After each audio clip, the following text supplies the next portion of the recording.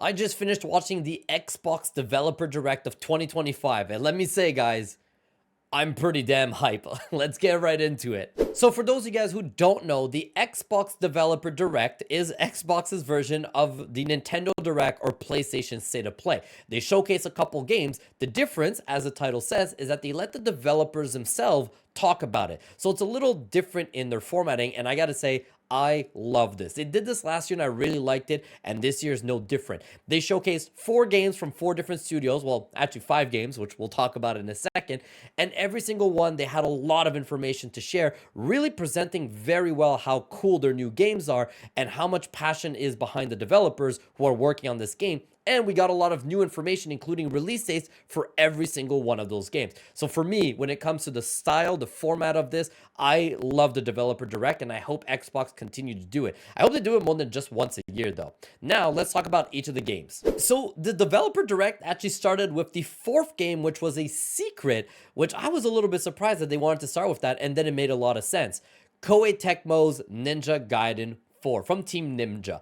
This is the newest game in the Ninja Gaiden series, which we haven't had a new one in 10 years. They brought in a new playable character, which I already forgot the name. I think it's Yakumi, but Ryu Hayabusa is also back. And I gotta say, this looks awesome. Such a great trailer, a good way to bring this back. I've never actually played any of the Ninja Gaiden games before, so I have to go back and play them. And the good news, this is what I was talking about before, the 5th surprise game is that they're releasing today a remake of Ninja Gaiden 2, which apparently is one of the best ones they had. So Ninja Gaiden 1, 2, and 3, the originals, are already on Game Pass. We're getting a remake of 2 out today, and then we're getting Ninja Gaiden 4, which again, looks incredible, coming out in the fall of 2025. I was a little bit disappointed with the release date when they first showed it because I cannot wait to play this, but getting Ninja Gaiden 2 Remake today will keep us busy in the meantime, which is fantastic.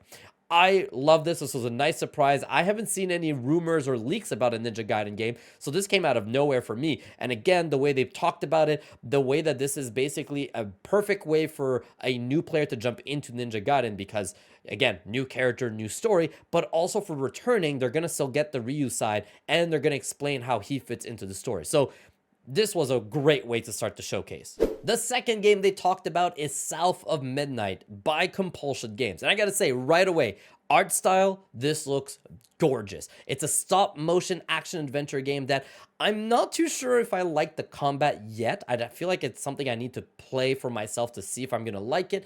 But story-wise, the girl looking for her mom that she lost to a hurricane and the art style and the graphics really speak to me. So this is another game that I'm very excited for. This was delayed a couple times, but we got an official release date for April, which is pretty soon, only a couple months away. So very excited for this. I feel like, again, I need to play it for the combat, but I trust this team with everything else I've seen. The third game that they talked about is my highlight of the show. I just talked about this in my most anticipated games of 2025.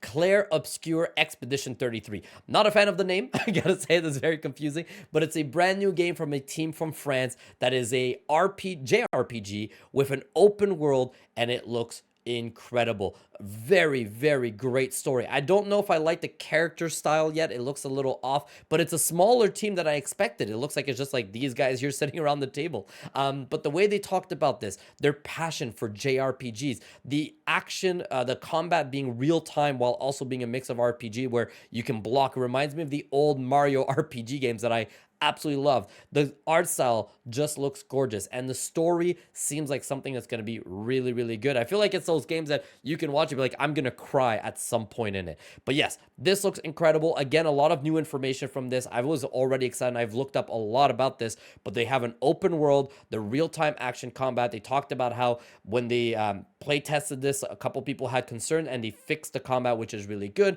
They have some great voice actors as cast for the game as well. So I cannot wait for this. And the best news of all, also coming out in April. So just a couple months away, day one Game Pass. Let's go. And the last game they talked about is honestly the one I'm least excited for, but I am still very excited for it, is Doom: The Dark Ages. The reason why, it just looks like it's more Doom. Now, that's not a bad thing. I love Doom and I love Doom Eternal.